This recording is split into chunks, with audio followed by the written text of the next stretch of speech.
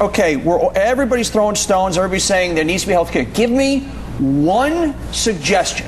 Just say, okay, this is my answer. But I'm not even going to say it's reckless and risky. Just say, here's what I would do. I'll give you three. How about that? I'll give you three. You got portability. Let's make health care more portable for people to take it from one location to another around the country. Let's create co-ops within small business communities so that you, me, and everyone on that set who has employees can go into the marketplace and get the best health care for our employees. Number three, let's make it so that the people who aren't employed or have an employer at the time can deduct their health care if they're not getting it through their employer. And I'll give you an extra one. Let's do tort reform. The administration talked very valiantly about tort reform and then 24 hours later took it off the table. And you tell me, how do you do reform of our health care system without dealing with one of the biggest contributors to its cost? Well, Mr. Chairman, I agree with you on all 4 points, but you can add up those 4 points and none of them are going to take care of the overriding issue, and that is the fact that health care costs explode so quickly.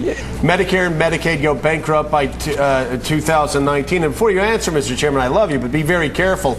Those 4 issues will not cut costs. You're absolutely wrong. We cut costs. Joe, are you here telling me that if we do those 4 things, hold on a second, hold on. If we take those 4 steps, spare you? Yes, come on. Give me a CBO estimate of that, Joe, if you do tort reform, you're not going to cut costs? Yes, you're going to cut costs. You're not listening to my question. You just said those 4 things won't cut costs. They will. No, Michael, listen to me. I'm going to ask it again.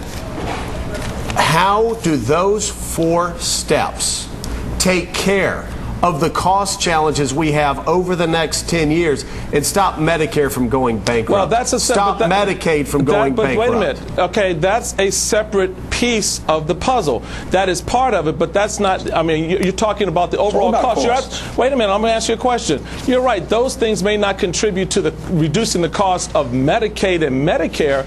That's a separate issue. This administration right now is not even telling you that they're planning to cut Medicare and Medicaid by some $400 or plus billion. Okay, I'm obviously not being clear. I'm going to try this again. What? The major challenge, any economist, and I always say this when talking to Democrats and President Obama, the major challenge facing healthcare is the explosion of healthcare costs as baby boomers move towards retirement. And let me be very clear. Those costs will not only cripple Medicare and Medicaid, they will also cripple our healthcare system, and they will cripple this economy. Well, my question is a simple one. What Republican plan is there to address those long-term systematic challenges that will crush health care, that will crush these systems, and will crush our economy? Well, again, there are features within the Medicaid Medicare program that can be addressed with respect to cost. Members on both House and Senate, Republicans and Democrats, have proposed some of those features over the last 6-8 months or years. The point is, let's get all of that to the table and work it out. I'm with you, Joe. Now, I mean, we may sound like we're on opposite sides here, but I'm agreeing with you to the extent that these are things that need to get addressed in terms of dealing with the systemic issues. My big push and my big concern is we want to get this done in 2 weeks. We want to get this done in 4 weeks. And you're not going to be able to address those systemic health care costs, whether it's with Medicaid or whether it's in some other area of the health care industry that we need to address in 2 weeks. But let's be honest here. Donny Desutch has a headache this weekend. He decides to get his 5th MRI in 2 years. Don't we have to tell Donny, you don't get the MRI? Your great aunt or my great aunt needs hip replacement surgery when she's 87 years old. She's terminal. We have to tell her, you don't get that hip replacement, right? Excuse me. Do you really want me telling your great aunt that? No, I want you to say. Do you want me to make that decision? And if you and your great aunt want that surgery or that hip replacement, then why shouldn't you be able to get it? So we get whatever we want. Whatever. This is the point in the system we got to get to. When you get to that point, how do you apportion the cost there, but without rationing the health care?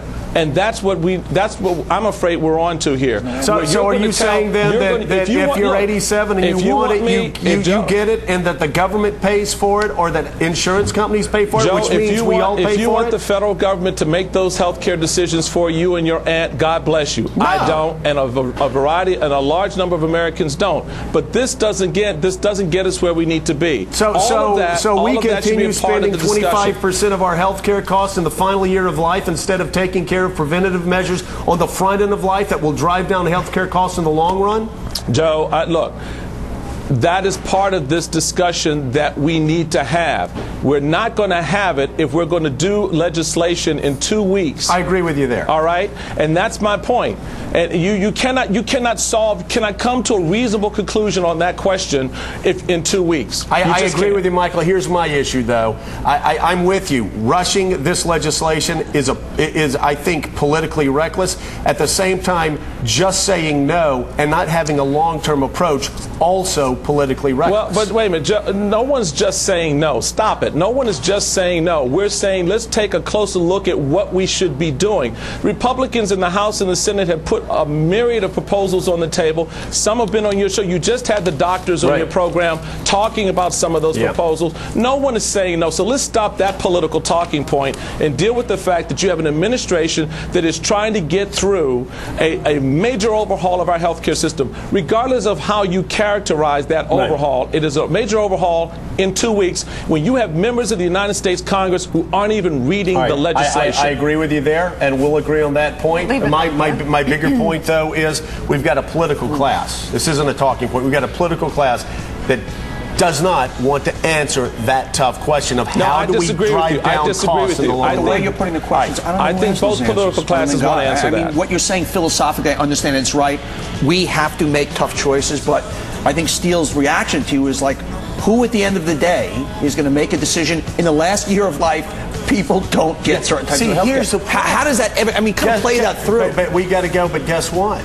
We have no choice. But those are not, that's not reality. That's never going to happen. We have no choice. We are going bankrupt. Our health care system is collapsing. We do have choices, Joe, and I'm not willing to give my choices over to the federal government. I'm sorry. Well, I'm not either.